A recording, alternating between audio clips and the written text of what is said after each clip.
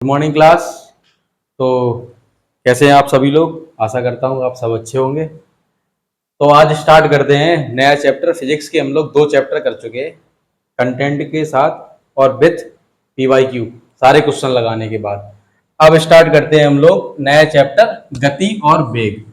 Physics का 3rd chapter है। Total हमने बताए थे आपको, टोटल लगभग 16 चैप्टर हैं। 16 में से हम लोग 2 चैप्टर कंप्लीट कर चुके हैं। 14 चैप्टर और कंप्लीट करना है, गति और वेग।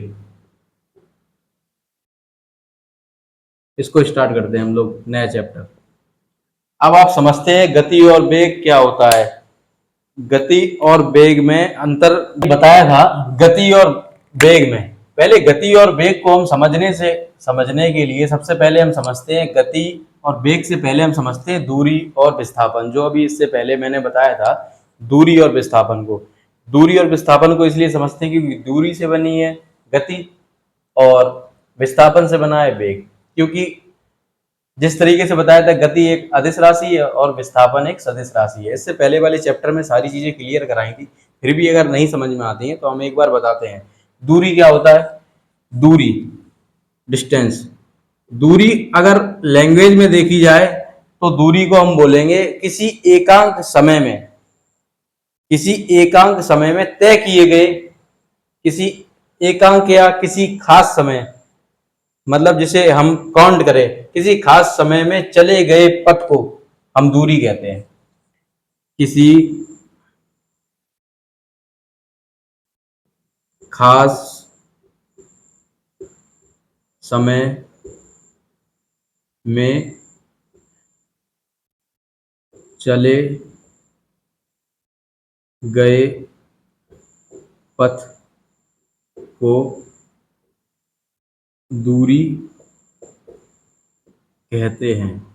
अब समझिए आप, किसी खास समय में चले गए पथ को दूरी कहते हैं। दूरी कैसे भी हो सकती है, जैसे आपने यहाँ से स्टार्ट किया तो जरूरी नहीं कि आप इसी दिशा में जाएं, आप वापस आएंगे, आप जो भी जैसा भी चलेंगे ना, तो ये यहाँ से ए और बी, जैसे ये ए ये बी है, तो ये पूरा काउंट किया जाएगा। ए और बी को पूरा काउंट करेंगे। अब ये दूरी किसी भी डायरेक्शन में हो सकती है, आप कहीं भी गए हो, आप अगर चले हैं तो वो सारा काउंट होगा। किसी खास समय में तय किए गए पथ को, मैटर नहीं करता है कि वो किस डायरेक्शन में है, नॉर्थ साउथ ईस्ट वेस्ट किधर भी है, कोई मैटर नहीं है। तो यहाँ दूरी में क्या होता है? दूरी में केवल परिमाण होता है। परिमाण जैसे टोटल हमने ये मान लिया, ये जो पूरा पथ है इसकी लंबाई है 10 मीटर, तो यहाँ केवल परिमाण है, दिशा नहीं है। दूरी में परिमाण है, यहाँ दिशा नहीं है।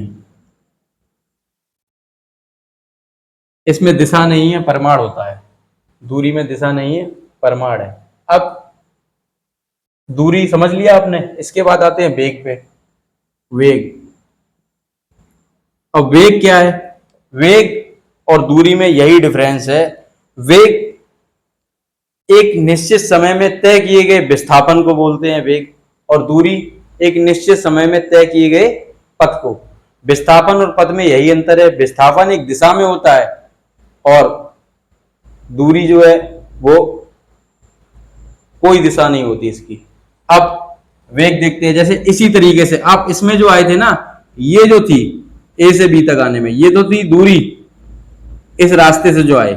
लेकिन यहां पर जो ना, जो इसकी सबसे निकटतम दूरी, निकटतम निकटतम पथ होगा, जो सबसे नजदीक, सबसे शॉर्टेस्ट पथ को हम विस्थापन बोलते हैं। यहां से आप डिस्प्लेसमेंट आपकी कितनी है, यहां से यहां तक आप कितने विस्थापित हुए, ए से बी तक आपको ये देखा आपने, ए से बी तक हम यहां से सीधा, ये है विस्थापन। आप यहां से समझ सकते हैं, इसको विस्थापन बोलेंगे। ये जो रास्ता गया ना, इसको विस्थापन बोलेंगे। अब आप देख सकते हैं कि विस्थापन विस्थापन एक दिशा में है, सदिश राशि है, और दूरी की कोई दिशा नहीं थी, सारी जगह से जा सकते थे। तो विस्थापन को हम बोलेंगे न्यूनतम दूरी को, जो न्यूनतम दूरी है ना उसको विस्थापन बोलते हैं। आप शॉर्ट में समझे, न्यूनतम जो दूरी होती है ना, न्यूनतम दूरी को विस्थापन कहते हैं। न्यूनतम दूरी को, वो सॉरी, न्यूनतम दूरी, यहाँ आपको वेग की जगह विस्थापन समझा रहे थे, वेग गलती से लिख गया है, विस्थापन था यहाँ। न्यूनतम दूरी को विस्थापन कहते हैं।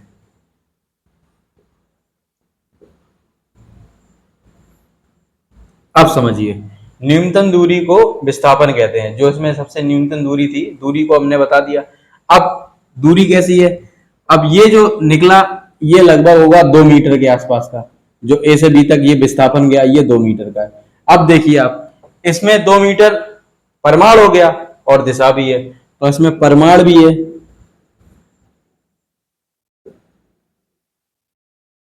और दिशा भी है। तो आप देख सकते हैं दूरी में परिमाण था, दिशा नहीं थी। विस्थापन में परिमाण और दिशा दोनों है। अब देखिए, अब हम समझते हैं गति और वेग को। गति और वेग को, गति बनी थी एकांक समय में तय की गई दूरी से, और वेग बना है एकांक समय में तय किए गए विस्थापन से। इसी पे पूरा चैप्टर डिपेंड है। लेकिन कभी कभार दूरी और विस्थापन पे क्वेश्चन आता है एनसीईआरटी का, और एग्जाम्पलर में भी है, और आरआरबी का भी फेवरेट क्वेश्चन है जो पूछा जाता है। आप इस तरीके से समझ सकते हैं। आप जैसे एक चीज बताएं, आप विस्थापन जो है ना, विस्थापन ये एक तरीके की दूरी ही तो है। जैसे कि आप डेफिनेशन से ही समझ सकते हैं, विस्थापन जो है ना, न्यूनतम दूरी को ही तो विस्थापन कहते हैं। लेकिन हर दूरी विस्थापन नहीं हो सकती, हर दूरी विस्थापन नहीं हो सकती, क्योंकि दूरी ज्यादा होती है, वो विस्थापन नहीं हो सकती। ये 10 मीटर जो दूरी है, ये विस्थापन नहीं बोल सकते आप, क्योंकि ये कोई दिशा में नहीं था, इसलिए इसकी कोई दिशा नहीं थी। लेकिन ये जो 2 मीटर का विस्थापन था, आप इसको दूरी तो बोल सकते हैं।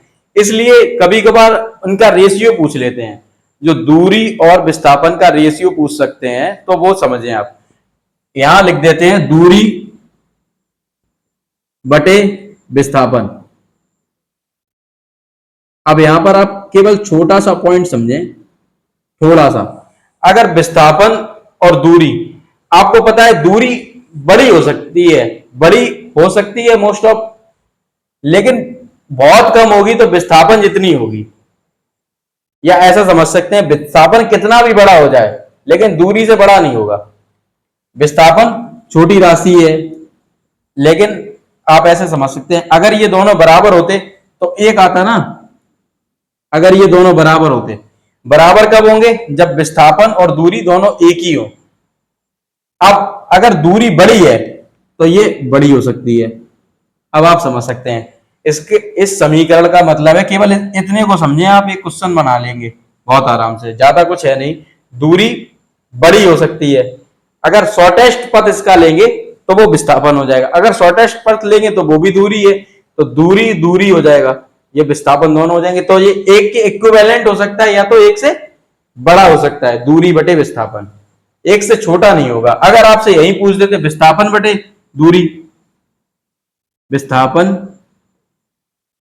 बटे दूरी, अब यहां आप देख सकते हैं, अब यहां पे आप क्या कहेंगे, विस्थापन की वैल्यू, विस्थापन की जो वैल्यू है सबसे कम है, दूरी इसके बराबर तो हो सकती है लेकिन इससे कम नहीं होगी, इससे ज्यादा ही होगी। अब आप समझे, जब ऊपर वाली वैल्यू कम हो सकती है, बराबर हो सकती है, लेकिन ज्यादा नहीं हो सकती, या तो बराबर हो सकती है, बराबर के लिए मैंने ये लगा दिया, या तो कम हो सकती है। ये बस ये 2 पॉइंट पूछते हैं, इन्हीं दोनों पे क्वेश्चन होता है। एनसीईआरटी का सीधा क्वेश्चन आता है कि हम कोई एक दूरी और विस्थापन का रेशियो देंगे, उसमें 4 ऑप्शन दे देते हैं। पहले ऑप्शन में दे देंगे इसकी वैल्यू 1 से कम है, या इसकी वैल्यू 1 के बराबर है विस्थापन बटे दूरी की, या दूरी बटे विस्थापन की, और रेशियो पूछते हैं कि या फिर 1 के बराबर और 1 से अधिक, या 1 के बराबर या 1 से कम। ये 4 ऑप्शन रहते हैं, इनका क्वेश्चन मिलेगा, आप एनसीईआरटी में देख लेंगे, नहीं तो मैं अभी पीवाईक्यू लगवाऊंगा, उसमें क्वेश्चन आएगा। तो ये बस इतना समझाना था आपको, विस्थापन और दूरी में डिफरेंस। विस्थापन और दूरी में आप समझ गए, विस्थापन एक सदिश राशि है और इसमें परिमाण भी है। विस्थापन शॉर्टेस्ट पाथ है, विस्थापन एक दूरी है, विस्थापन भी एक तरीके की दूरी है, लेकिन हर दूरी विस्थापन नहीं है, दूरी का वैल्यू ज्यादा हो सकता है। क्योंकि उसमें कोई दिशा नहीं है, वो किसी भी दिशा में जाएगी तब भी वो काउंट किया जाएगा। विस्थापन एक दिशा में ही काउंट किया जाता है।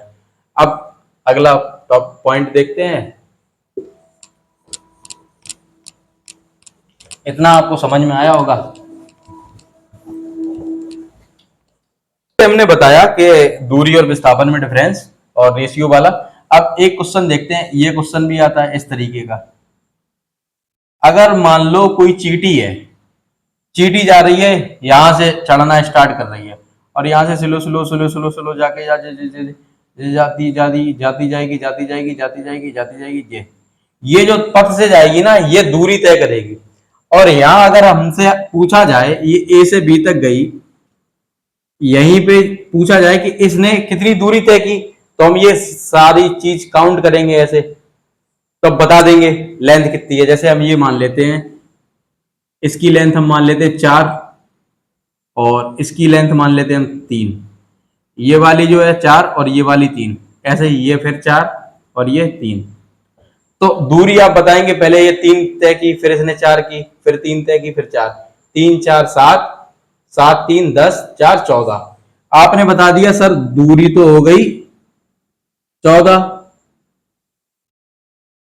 मीटर, मान लो 14 मीटर। अब आपसे पूछा ए और बी, ये तो दूरी हो गई। क्वेश्चन में पूछा है आपका विस्थापन बताओ, विस्थापन बटे दूरी का, दूरी बटे विस्थापन की वैल्यू बताओ। यहाँ दूरी बटे विस्थापन, ऐसे ही क्वेश्चन पूछा जाता है। अब यहां आप देख सकते हैं जो ए और बी का शॉर्टेस्ट पाथ क्या है, सीधा। यहां से हम सीधा काउंट करेंगे, इसको ऐसा लेके आएंगे और इसको ऐसा ले जाएंगे ये। अब यहां देख सकते हैं आप, ये बन रहा है एक समकोण त्रिभुज। समकोण त्रिभुज में आपको पता है, जैसे अगर इसकी वैल्यू 3 है, इसकी वैल्यू 4 है, 3 का स्क्वायर करेंगे, 4 का स्क्वायर 16, 25 हो जाएगा, तो ये 5 आ जाएगी। ट्रिपलेट तो पढ़ी होंगी आपने, 3 4 3 5, 3 4 5। अब ये भी 5 आ गई इसी तरीके से। अब यहां विस्थापन कितना हुआ, विस्थापन इसका हुआ, यहां विस्थापन जो हुआ ना वो हुआ 10 मीटर का। अब यहां समझ सकते हैं आप, इसका आंसर क्या आया, 14:10। दूरी की वैल्यू दूरी रख दी, विस्थापन की, बस यही क्वेश्चन आता है। इससे ज्यादा क्वेश्चन नहीं आएगा इसमें दूरी और विस्थापन को लेके। ये भी पॉइंट आपका क्लियर हो गया। और कभी ऐसे ये इस तरीके में एक और पूछ सकता है, जैसे ये एक अर्धवृत्त है, अर्धवृत्त है और ये इसका केंद्र है, ये ए है, ये बी है पॉइंट, और ये त्रिज्या इसकी आर है। अब इसमें पूछे कि आप एक अर्धवृत्त में आप इधर से ए से भी गए थे और एक ये, इन दोनों का अनुपात बताना है। इसमें भी वही हो गया, दूरी और विस्थापन का अनुपात। आपको पता है इसमें दूरी कितनी हुई, दूरी ये वाली है, ये दूरी है और ये दूरी है, और ये जो है ना ये विस्थापन है। अब इसमें भी आप समझ सकते हैं, शॉर्टेस्ट पाथ ये है, दूरी ये है। अब दूरी इसकी वैल्यू आपको पता है और दूरी अनुपात विस्थापन पूछा है, इसकी वैल्यू आपको से पूछी है। अब आपको पता है दूरी कैसे निकालेंगे, आपको पता है जो वृत्त होता है, वृत्त की जो परिधि होती है, परिधि बराबर 2πr होती है। अब यहां आपको पता है, आपसे पूछी गई आधी परिधि, तो आधी, आधी तो है, ये पूरा होगा 2, तो इसलिए इसको 2 से डिवाइड कर देंगे, तो दूरी कितनी आएगी, ये 2 से 2 खत्म, ये आ जाएगी केवल πr। अब यहां पर विस्थापन पूछा, विस्थापन आपको पता है जब ये वैल्यू r है तो ये भी वैल्यू r होगी, तो विस्थापन कितना होगा,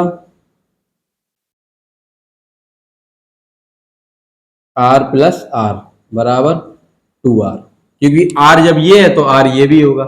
अब आपको पता चल गया दूरी और विस्थापन की दोनों की वैल्यू, यहाँ ये उठा के पुट कर देंगे। अब जब इसको आप यहीं पे पुट कर दें तो πr बटे 2r, ये आ गया आपका आंसर। बस इससे ज्यादा क्वेश्चन नहीं पूछेगा दूरी और विस्थापन से। दूरी और विस्थापन वाला पॉइंट मैंने यहाँ तो सारा क्लियर कर दिया। अब आते हैं दूसरे पॉइंट पे। आप आराम से समझे, सारा बेस समझा रहा हूं बिल्कुल इत्मीनान से। अगर कोई चीज ना समझ में आए कमेंट में पूछे। उसका आपको आंसर मिलेगा। अब आते हैं अगले पॉइंट पे। अगला पॉइंट है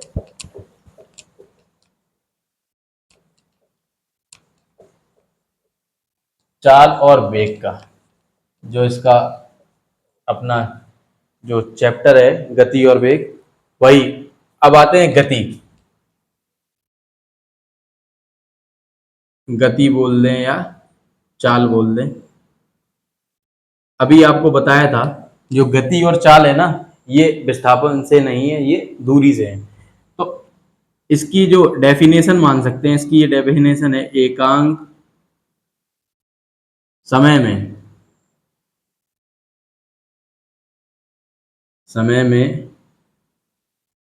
तय की गई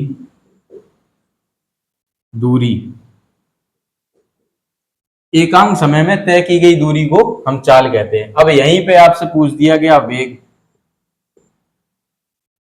अब वेग को आप बताएं, यही होगा एकांक समय में तय किए गए दूरी की जगह ये हो जाएगा विस्थापन। अब देखिए आप, जब आपने देख लिया कि गति और चाल में दूरी की बात है और वेग में विस्थापन की बात है, तो आप इतना तो बोल सकते हैं ना, दूरी अदिश राशि है तो ये भी अदिश राशि होगी। चाल एक अदिश राशि है और विस्थापन एक सदिश राशि है। सदिश राशि है, ये एक अदिश राशि है, ये एक सदिश राशि है। अब इनका मात्रक देख लेते हैं। मात्रक आपको पता है एकांक समय में तय की गई दूरी और एकांक समय में तय किया गया विस्थापन। दूरी और विस्थापन दोनों का मात्रक मीटर है, मीटर हो गया। और एकांक समय में ये बटे में रहेगा समय। तो इसका जो मात्रक है ना, दोनों का मात्रक मात्रक दोनों का सेम ही है, मीटर पर सेकेंड। ये आ गई आप गति की बात और वेग की बात दोनों की। अब यहां देख लिया हमने गति और वेग, मात्रक देख लिया दोनों का मीटर पर सेकेंड। और इनकी विमा अगर देखने की बात हो तो विमा आपको पता है, मीटर की विमा एल होती है और टी की विमा, समय की विमा टी होती है। टी नीचे है तो ये आ गई दोनों की, गति और वेग की दोनों की विमा एक ही है, एल टी माइनस वन। अब ये हो गया क्लियर। अब आते हैं हम लोग वेग पे। वेग को समझते हैं। वेग दो तरीके के हैं, एक तो प्रारंभिक वेग है और एक अंतिम वेग है। प्रारंभिक वेग को आप यू से डिनोट करते हैं और अंतिम वेग को वी से। ये देख सकते हैं प्रारंभिक वेग जो है, प्रारंभिक वेग u, अंतिम वेग वेग v, इसको आप v से डिनोट करते हैं। आप समझते हैं प्रारंभिक वेग क्या है और अंतिम वेग क्या है। प्रारंभिक वेग जब आप कोई चीज गति से, जिस जिस गति से आप स्टार्ट करते हैं किसी मोशन को, जिस वेग से आप किसी को चलना स्टार्ट करते हैं, जिस जिस वेग से हम चलना स्टार्ट करते हैं, जैसे हम 2 किलोमीटर प्रति घंटे की स्पीड से चल रहे थे, स्टार्ट किया चलना, तो वो प्रारंभिक गति हो गई। अंतिम गति या अंतिम वेग वो है जब हम उस वेग पर जाकर, उस गति पर जाकर रुक गए, हम उतनी स्पीड पे हम रुक गए, तो वो है अंतिम वेग। अब जैसे हमने रुक गए, ब्रेक लगा दिए, ब्रेक लगाने के पर b बराबर 0 हो जाता है। ब्रेक जैसे ही लगाएंगे b बराबर 0, रुकने का मतलब b की वैल्यू 0 ब्रेक लगने पर। लेकिन जिस मैक्सिमम, जब तक हम उस वेग तक गए, रुकने से जस्ट पहले के वेग तक, वो है v। रुकने के जस्ट पहले वाला वेग जो है वो अंतिम वेग है। तो ब्रेक पर तो 0 हो जाएगा, लेकिन इससे पहले जो जस्ट था वो है वेग। अब हमने समझ लिया प्रारंभिक वेग किसको कहते हैं, अंतिम वेग किसको कहते हैं। प्रारंभिक वेग और अंतिम वेग दोनों समझ लिया। जैसे अब इसमें यहाँ पे हम लोग ये समझ सकते हैं, ये तो अब वेग जो है ना, ये दो तरीके के बता दिए हमने, प्रारंभिक वेग और अंतिम वेग। अब यहाँ पर जो गति है, दो तरीके की गति होती है। एक तो गति हम लोग क्षैतिज करते हैं, क्षैतिज मतलब हॉरिजेंटल, ये जो हॉरिजेंटल, और एक होती है हॉरिजेंटल, ये ऐसी होती है, ऐसी गति लेंथ पे, सीधी बेस पे। और जो वर्टिकल होती है, वर्टिकल ऊपर से नीचे, या तो इधर से इधर या इधर से इधर।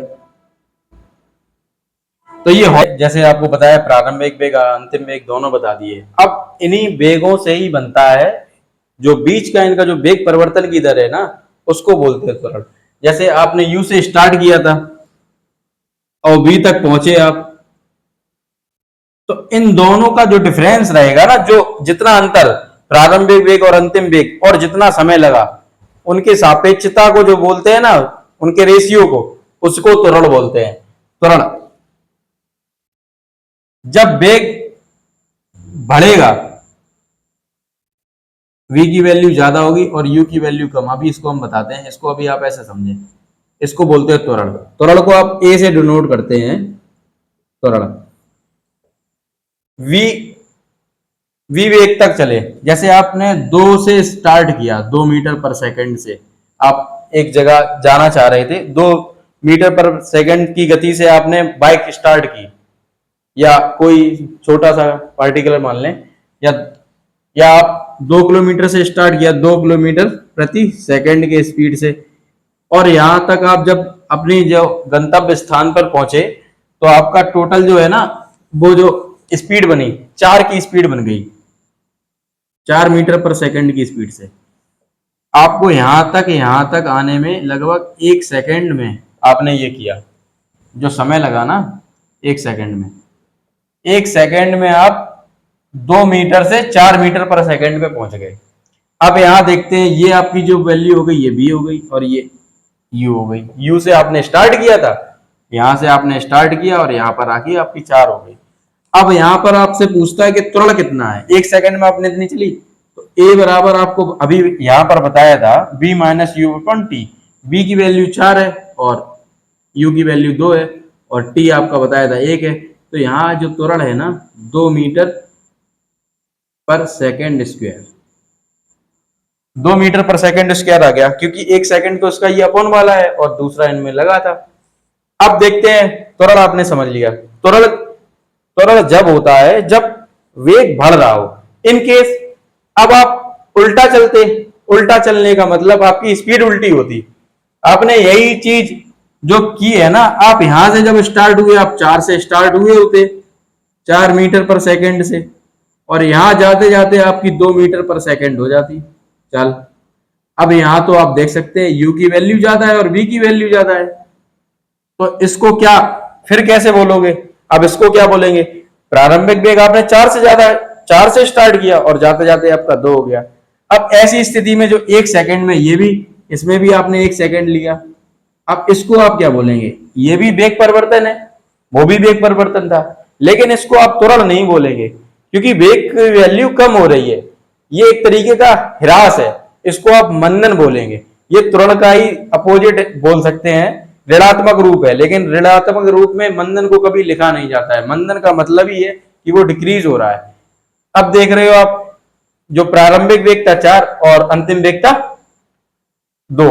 अब इसको हम लिखते हैं, वैसे अगर ए के अकॉर्डिंग चलेंगे तो इसकी वैल्यू माइनस में आएगी, क्योंकि जब आप ए की वैल्यू अगर निकालेंगे तो यहां पर आप बी को रखेंगे 2 और ए को रखेंगे 4 और यहाँ सेकंड, तो ये -2 आ जाएगा। इसको -2 मीटर पर सेकंड ना बोलकर, पर सेकंड स्क्वायर ना बोलकर, इसको हम डायरेक्ट मंदन बोलते हैं। इसमें मंदन की जो वैल्यू है ना, इसमें जो मंदन की वैल्यू है ना, वो मंदन की वैल्यू -2 है। मंदन जो है ना, मंदन की वैल्यू -2 लिखेंगे नहीं आप, लेकिन -2 नहीं लिखना है। मंदन को बोलते हैं, इसमें कभी माइनस नहीं लगाया जाता है, मीटर पर सेकंड स्क्वायर, मंदन को माइनस नहीं लिखना है। तो ये हो गया त्वरण और मंदन, मैंने समझा दिया। मंदन में क्या है, अब यहां देखें, जब v की वैल्यू ज्यादा, यहां आप ऐसे समझ सकते हैं, देखो त्वरण और मंदन में डिफरेंस अगर पूछता है कभी, तो त्वरण में तो आपको पता है, त्वरण त्वरण तभी होगा जब always v is greater than u। कब होगा त्वरण? v is greater than u। और मंदन कब होगा? u is greater than v। यहां समझ सकते हैं प्रारंभिक वेग छोटा होगा अंतिम वेग के अकॉर्डिंग, तब होगा त्वरण। और अंतिम वेग जब छोटा होगा प्रारंभिक वेग से तो होगा मंदन। एक तरीके का ये माइनस के त्वरण में निकल के आएगा, लेकिन इसको हम माइनस त्वरण ना बोलकर इसको हम मंदन बोलते हैं। आप मंदन त्वरण समझ गए और वहां आपको गति वेग समझा दिया, और इससे पहले विस्थापन और दूरी समझाया था। अगर विस्थापन और दूरी में आपसे पूछे कभी कि आप एक चीज बताएं, विस्थापन कभी कभार एनसीईआरटी में पूछते हैं, आरआरबी में भी पूछ सकता है, विस्थापन की वैल्यू कौन कौन सी पॉसिबल है, क्या क्या हो सकता है विस्थापन? विस्थापन आपको क्या लगता है क्या क्या हो सकता है, और दूरी क्या क्या हो सकता है? यहां समझ सकते हैं, इसका थोड़ा अलग है लेकिन पूछता है ऐसे क्वेश्चन, इसलिए आपको ये बता रहा। विस्थापन और दूरी में क्या क्या हो सकता है? विस्थापन, दूरी आप बता सकते हैं। दूरी आप अगर इतना सा भी पॉइंट चले तो ये भी दूरी काउंट होगी। आप जरा सा भी इधर से उधर हुए या टेढ़े मेढ़े कहीं भी हुए, आपकी वो दूरी काउंट होगी। तो दूरी धनात्मक होगी सदैव, क्योंकि आप थोड़ा सा भी चले तो चले, और नहीं चले तो फिर बिल्कुल नहीं चले, या तो धनात्मक होगी या शून्य होगी। अब यही विस्थापन में थोड़ा सा अंतर हो जाता है। विस्थापन क्या क्या हो सकता है, इसके अलावा और कुछ नहीं हो सकता। दूरी या तो धनात्मक या शून्य, लेकिन विस्थापन जैसे आपको जाना था यहां से यहां ऊपर इस पॉइंट पर, आप गए ए से बी तक, ठीक है, बी तक गए। आप उसके बाद ए से बी तक तो गए, लेकिन रिवर्स जो आप आए फिर वापस आ गए यहां। जैसे आप गए यहां 6 मीटर, 6 मीटर गए ऊपर तक यहां से, फिर उसके बाद रिवर्स आ गए आप -2 या आप 2 मीटर मान सकते हैं। लेकिन जब आप नीचे आए ना इस पॉइंट पर, अब आपकी एक्चुअल जो दूराई है ना वो 6, ये सी पर हो, आप ए से स्टार्ट हुए और लास्ट में आप सी पर आ गए। अब यहीं पर आपसे पूछी जाए कि इनमें दूरी और विस्थापन बताएं, मैं आप दूरी बताएंगे तुरंत, पहले आप यहां से यहां तक गए 6, तो 6 मीटर हो गया, और फिर उसके बाद फिर रिटर्न भी आए आप, जब रिटर्न आएंगे तो ये भी जुड़ेगा, 6 6 12 हो गया। अब उसके बाद फिर 12 से और नीचे आए आप, तो कितना हो गया? 14 मीटर। दूरी तो आपकी 14 मीटर हो गई। यहां आप दूरी जो पूछे बताएंगे ना, दूरी 14 मीटर। अब विस्थापन हमने आपको बताया था प्रारंभिक स्थिति और अंतिम स्थिति के जो निकटतम दूरी को विस्थापन बोलते हैं। अब यहां पर आपने देखा जो निकटतम दूरी है ये तो नीचे है, और जाना आपको ऊपर था, तो ये माइनस की हो गई। तो विस्थापन यहां पर देखेंगे आप, ये ऊपर से कोई मतलब नहीं है, इनकी लास्ट स्टेज देखी जाती है, ये कहां से कहां तक है। तो यहां पर विस्थापन जो है ना, विस्थापन यहां -2 होगा। अब देखा यहां पर माइनस का हो गया, -2 मीटर। तो विस्थापन ऋणात्मक भी हो सकता है, ऋणात्मक और धनात्मक भी हो सकता है। अगर ये ऊपर जाता, केवल ऊपर ही रुक जाता, तो धनात्मक भी हो सकता है। और अगर बिल्कुल नहीं चलेंगे तो विस्थापन भी 0 होता है और दूरी भी 0 होती है। धनात्मक भी हो सकता है और शून्य भी हो सकता है। तो विस्थापन तीनों हो सकता है, ऋणात्मक, धनात्मक, शून्य, लेकिन दूरी धनात्मक या शून्य ही हो सकती है। दूरी कभी ऋणात्मक नहीं हो सकती है। इस तरीके का क्वेश्चन पूछते हैं, इसलिए मैंने बताया। अब आगे आते हैं, बताया अभी वेग के बारे में। वेग के बारे में सारी बात हो गई। वेग के बारे में हमने त्वरण के बारे में बता दिया, वेग से त्वरण है। और वेग 2 प्रकार के बताए आपको, प्रारंभिक वेग, अंतिम वेग। प्रारंभिक वेग जिस स्पीड से हम स्टार्ट करते हैं, और अंतिम वेग जहां रुकने से जस्ट पहले वाला। और अगर ब्रेक ही लग गए तो वो भी 0 हो जाता है वहां पे वैल्यू। अब उसके बाद इस वेग से आया त्वरण, जो वेग परिवर्तन की दर को हम त्वरण बोलते हैं। त्वरण में या तो मंदन होगा या त्वरण होगा। मंदन कब होगा? जब अंतिम वेग कम होगा जब अंतिम वेग कम होगा प्रारंभिक वेग के अकॉर्डिंग। और त्वरण कब होगा? जब अंतिम वेग अधिक होगा प्रारंभिक वेग के अकॉर्डिंग। अब आते हैं हम लोग, त्वरण का जो मात्रक बताया था हमने आपको, मीटर पर सेकंड स्क्वायर। त्वरण का मात्रक ये है, मीटर पर सेकंड स्क्वायर। अब त्वरण की विमा पूछ लें तो आपको पता है जो मीटर है, मीटर की विमा होती है आपको पता है, लेंथ की विमा एल, और सेकंड की आपको पता है टी। टी कौन सा, ये इनवर्स में है तो -2। एल टी -2 त्वरण की विमा हो गई। ये हमने देख लिया सारी चीजें, त्वरण देख लिया, गति देख लिया, वेग देख लिया, बंधन देख लिया, और विस्थापन दूरी हम देख चुके थे। अब आते हैं, नंबर आता है गति का। गति को समझते हैं इस तरीके से, वेग का तो पूरा पूरा ब्यौरा देख लिया, वेग से हमने दो समझे, प्रारंभिक अंतिम वेग, त्वरण, मंदन, ये सारा समझ लिया, इसकी विमा। अब आते हैं जो मेन है गति। गति पर आते हैं। गति इंक्लूडेड इसके जो नियम भी हैं गति के, उन पे आते हैं। गति के आप ये सोचते होंगे कि जो गति के समीकरण हैं वो भी न्यूटन ने दिए, ऐसा नहीं है। गति की परिभाषा और गति के जो समीकरण है, गति की जो परिभाषा है और जो गति के समीकरण है वो गैलीलियो ने दिए हैं, लेकिन जो गति का नियम है, गति का नियम न्यूटन ने दिया है, और जबकि समीकरण और परिभाषा गैलीलियो पे दी हुई है। तो न्यूटन के गति के नियम होते हैं, परिभाषा और जो समीकरण है वो गैलीलियो का है। अब आते हैं हम लोग गति के ऊपर, ये सारा इरेज कर देते हैं।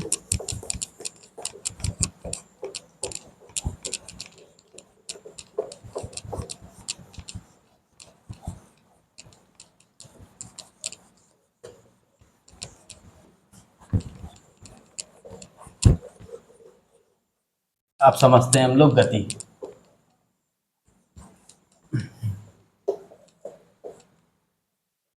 गति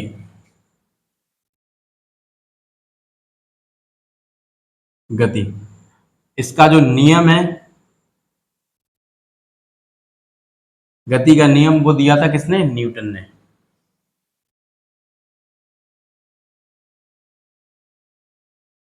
जबकि समीकरण और परिभाषा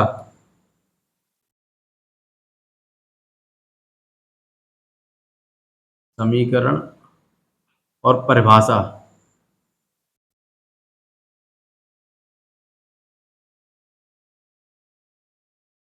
परिभाषा ये दी थी आपकी गैलीलियो ने।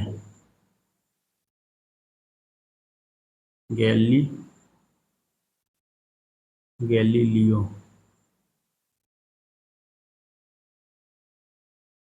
गैलीलियो ने ये दी थी, गैलीलियो ने, और जो नियम थे वो न्यूटन ने दिए थे। अब आते हैं गति।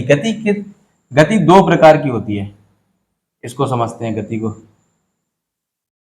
गति दो प्रकार की होती है, एक तो क्षैतिज गति,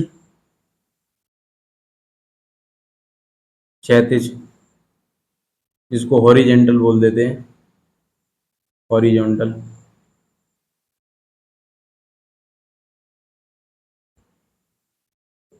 हॉरिजॉन्टल। और दूसरी आती है गति उदग्र।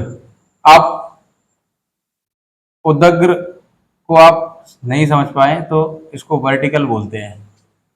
वर्टिकली जो चीजें बोलते हैं ना, वही है ये, इसको वर्टिकल बोलते हैं। एक होती है क्षैतिज गति और एक होती है उदग्र गति। क्षैतिज गति ये वाली, ऐसे या इधर, और जो वर्टिकल होती है ये ऊपर नीचे होती है, ऐसी या ऐसी गति। आप इससे ऐसे जाएंगे तो ये क्षैतिज गति है, ये वाली वर्टिकल गति है। अब आते हैं मेन, जो क्षैतिज गति है वो, क्षैतिज गति पे अभी हमने बताया था, जो आपको v और u की जो सारी वैल्यू थी वो क्षैतिज गति के अकॉर्डिंग थी। अब आते हैं हम लोग वर्टिकली पे। वर्टिकली में दो चीजें हैं। पहली, आप नीचे से ऊपर जा रहे हैं, और दूसरी ऊपर से नीचे आ रहे हैं। यहां तो दोनों में सेम रहेगा, क्योंकि यहां गुरुत्वाकर्षण का कोई मैटर नहीं है, क्योंकि यहां गुरुत्वाकर्षण सारी सतहों पर, वैसे जी का वैल्यू सतह के अकॉर्डिंग अलग अलग है, लेकिन नगण्य है अगर इसके अकॉर्डिंग देखा जाए तो जी की वैल्यू जो है ना, पृथ्वी की जहां रेडियस ज्यादा होगी वहां या तो आप पृथ्वी की सतह से थोड़े से ऊपर जाएंगे या पृथ्वी की सतह से अंदर जाएंगे, दोनों में जी की वैल्यू बदलेगी। अब पृथ्वी के आप ऊपर साइड जाएंगे या पृथ्वी के साइड आएंगे तो जी की वैल्यू जो 9.8 के अकॉर्डिंग ये सारे समीकरण इफेक्टेड होंगे। अब आते हैं हम लोग, एक तो ये ऊपर की दिशा और ये नीचे की दिशा। यहाँ नीचे की दिशा में आपको पता है जो त्वरण है, गुरुत्वाकर्षण बोल सकते हैं, या इसको त्वरण यहाँ रहेगा, यहाँ जो त्वरण है ना वेग परिवर्तन की दर ए बराबर जी के होगा, जो गुरुत्वाकर्षण है वो प्लस में रहेगा, यहाँ जी की वैल्यू प्लस में रहेगी। और जो नीचे से ऊपर जाएंगे, यहाँ गुरुत्वाकर्षण विपरीत दिशा में काम करेगा तो ये माइनस के जी हो जाएगा। अब देखते हैं, जी की वैल्यू आपको पता है 9.8 मीटर पर सेकंड स्क्वायर होती है। इसको आप 10 भी बोल सकते हैं, लगभग लगभग में 10 रहती है। तो अब देखते हैं, अब जो इसके जो अब इसके जो मेन जो फॉर्मूले जो यूज होते हैं ना वो समझते हैं। इसका पहला जो फॉर्मूला ज्यादातर यूज होता है, बी बराबर अंतिम वेग बराबर प्रारंभिक वेग प्लस त्वरण इंटू टी। बी बराबर यू प्लस ए टी, ये मोस्ट ऑफ जगह पर जब 2 की वैल्यू दी जाए, 3 की वैल्यू दी जाए, चौथा पूछा जाए, जैसे प्रारंभिक वेग की वैल्यू दे दी है, अंतिम वेग की वैल्यू दे दी और समय की वैल्यू दे दी, तो त्वरण पूछा गया तो निकाल लेंगे हम। त्वरण दे दिया, समय दे दिया, प्रारंभिक वेग दे दिया और अंतिम वेग निकाल लेंगे। इस तरीके से ये होगा। और इसमें इसमें जो होगा, जब हम नीचे से ऊपर जाएंगे, नीचे से ऊपर जाते टाइम जो यहाँ पर जब ऊपर जाएंगे तो यहाँ बी की वैल्यू आपको पता है ऊपर जाते ही 0 हो जाएगी, क्योंकि ऊपर जाएंगे लास्ट स्टेज पर आकर बी की वैल्यू 0 होगी, लेकिन यू का मान कुछ होगा यहाँ पर, तभी तो आप ऊपर तक जा पाएंगे, कुछ मान होगा इसका। अब यहाँ देखते हैं हम, यहाँ जब ऊपर जाएंगे ना, ऊपर से अगर हम कोई चीज गिराते हैं वो स्वतंत्र अवस्था में भी गिरा देंगे ना, तब भी यहाँ जब ऊपर से नीचे आएंगे तो यहाँ पर यू की वैल्यू 0 होगी। अगर स्वतंत्र अवस्था में कोई चीज छोड़ी जा रही है, ऊपर से प्रेस नहीं डाला जा रहा है, मतलब फोर्स नहीं किया जा रहा है, स्वतंत्र अवस्था, तो यू की वैल्यू 0, लेकिन v का कुछ मान होगा, नीचे आते आते उसकी स्पीड होगी, v का कुछ मान होगा। अब समझते हैं। अब यहाँ आपने देखा कि g की वैल्यू माइनस है, अब यहाँ पर एक ही जगह g रखेंगे क्योंकि ये वर्टिकल की बात है। अब आते हैं यहाँ पर v बराबर u माइनस का gt, क्योंकि नीचे से आप ऊपर जा रहे हैं, इसमें ये फॉर्मूला यूज होगा, इसका जो पहला है, इसमें भी पहला था। अब इसमें क्या होगा, इसमें नीचे आएंगे तो प्लस का हो जाएगा। इसको देखते हैं, v बराबर u प्लस जी टी, ये हो गया पहला। अब उसके बाद हम आते हैं दूसरे पे, s बराबर U T plus half A T square. यहां पर ए इसलिए ले रहे क्योंकि यहां जो क्षैतिज की बात है। अब यहां पर ऐसे इसमें आते हैं, v सॉरी s बराबर यू टी प्लस हाफ, नीचे से ऊपर जा रहे हैं तो यहां माइनस होगा, minus half G T square, और यहां ऊपर से नीचे आ रहे हैं तो b बराबर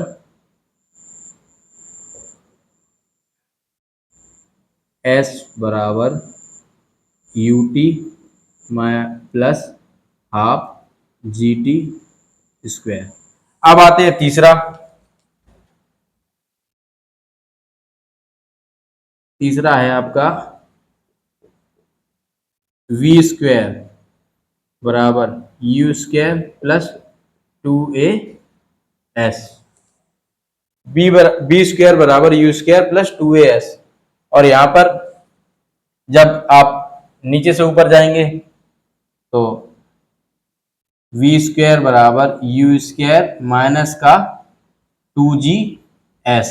अब यहां पर आप सोच रहे हो कि ये s क्या है, s दूरी है जो चला जा रहा है ना, या विस्थापन है, जो जो विस्थापन है, एक तरीके का s जो है ना, विस्थापित जो पथ है ना वो है विस्थापन 2gs। अब यहां पर आते हैं जो तीसरा है, v स्क्वायर बराबर u स्क्वायर माइनस का प्लस का, ऊपर नीचे, ऊपर से नीचे आ रहे हैं तो प्लस का 2GS, ये हो गया। अब एक और आता है जो आपने देखा हो, चौथा, इस पे क्वेश्चन आते हैं इसलिए बता रहा हूं। एस एन बराबर यू प्लस प्रारंभिक वेग प्लस ए, यहाँ पर ए लेंगे क्योंकि यहाँ पर वो क्षैतिज है, ए बाई टू कोष्टक में 2n-1। ये एस एन क्या है? एस एन एन सेकेंड में, एन समय में तय की गई दूरी है, या तय की गया विस्थापन है। तो जो एस एन सेकेंड में तय किए गए विस्थापन को एस एन बोल रहे हैं, और 2n-1 एन सेकेंड जितनी जो समय में विस्थापन तय किया उसकी वैल्यू है। अब इसमें रखते हैं हम लोग इस, यही फोर्थ नंबर जो इसका है, एस एन बराबर प्रारंभिक वेग। अब यहाँ नीचे से आप ऊपर जा रहे हैं तो माइनस का जी अपॉन 2n-1। अब यहाँ देखते हैं, यहाँ पर आप ऊपर से नीचे आ रहे हैं तो एस एन बराबर U plus G by 2n-1। ये हो गए, ये चारों हैं, इन चारों का यूज होगा जो आगे क्वेश्चन आएंगे उनमें। और ये सारे, बस ये तीन तो आपने ज़्यादातर पढ़े ही होंगे, ये चौथा वाला थोड़ा आपको लग रहा होगा, लेकिन ये भी यूज होता है, इसको इससे इजीली लग जाते हैं क्वेश्चन। अब इनमें हमें जो वैल्यू दी जाएगी, कोई भी क्वेश्चन आएगा तो इनमें ऐसी वैल्यू दी जाएगी जिससे बाकी की वैल्यू निकाल सके। अब एक चीज आपसे पूछना चाहते हैं, जैसे क्वेश्चन आता है कि कोई अगर वस्तु है वो 100 मीटर ऊपर जाने में 10 सेकंड ले रही है, आपने यहां से, ये सारी चीजें क्लियर होगी, मैं यहाँ बता देता हूँ। ये वस्तु आपने यहाँ तक भेजी, नीचे से किसी एक फोर्स से भेजी होगी, नीचे से गति से भेजी होगी, या तो यहाँ से यहाँ तक जाने में इसको 100 मीटर का है, यहाँ तक जाने में आपको 20 सेकंड लगा, 20 सेकंड लगा टोटल। यहाँ से आपने जो फेंकी है ना ए से बी तक, नीचे से गति से वेग से फेंकी तो 20 सेकंड लगा। अब हम इसको बिना वेग के ऐसे ही छोड़ेंगे स्वतंत्र, और नीचे तक आने में तब कितना समय लगेगा? आप सोचेंगे कि यहाँ से आपने वेग लगाया था तो ज्यादा स्पीड में गई होगी तो कम समय लगा होगा, ऊपर से स्वतंत्र आएगी तो ज्यादा समय लगेगा, जबकि ऐसा नहीं है। जितना समय इसको ऊपर जाने में लगेगा उतना ही इसको आने में लगेगा। अगर 20 सेकंड इसे जाने में लगे, आप ऊपर से भले ही कुछ कुछ भी इसको वेग ना दें, लेकिन जो आने में इसका समय लगेगा ना, स्वतंत्र रूप से आएगी ए से बी में, तब भी इसको 20 सेकंड ही लगेंगे। तो हम बोल सकते हैं जितना समय किसी वस्तु को ऊपर तक जाने में लगता है उतना ही समय ऊपर से नीचे आने में लगता है। तो ये सारी चीजें क्लियर हो गई। कल इस चैप्टर के हम PYQ देखेंगे, और इसका एक पॉइंट और बचा है, वो मैं कल ही करा देता हूँ। ठीक है, थैंक यू। अगर इसमें आपको कुछ भी समझ में ना आए तो आप एक बार कमेंट सेक्शन में पूछ सकते हैं। Thank you.